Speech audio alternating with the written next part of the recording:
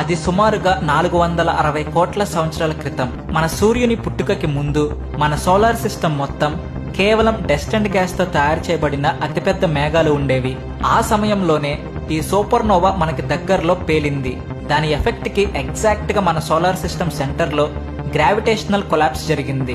అంటే ఒక సుడిగుండం లాంటి మోషన్ వచ్చింది. కాలం గడిచే కొద్దీ సూర్యుని సెంటర్ లోకి భయంకరంగా మ్యాటర్ చేరుకుంది. సెంటర్ లో ఇంకా ఫాస్ట్ గా తిరగడం మొదలు పెట్టాడు. ఇంకా మ్యాటర్ వచ్చేసింది. ఇంకా తిరగడం మొదలు పెట్టాడు. ఆ దెబ్బకి సెంటర్ లో విపరీతంగా వేడి పుట్టింది. ప్రెషర్ భారీగా పెరిగింది. అంతటి హై స్పీడ్ లో 2 హైడ్రోజన్ ఆటమ్స్ హై స్పీడ్ లో వచ్చి గుద్దుకుని సూర్యుని వేడికి తన గుండెల్లో మొట్టమొదటి నిప్పురవ్వ పుట్టింది. కేవలం అది ఒక్క నిప్పురవ్వతో ఆగలేదు.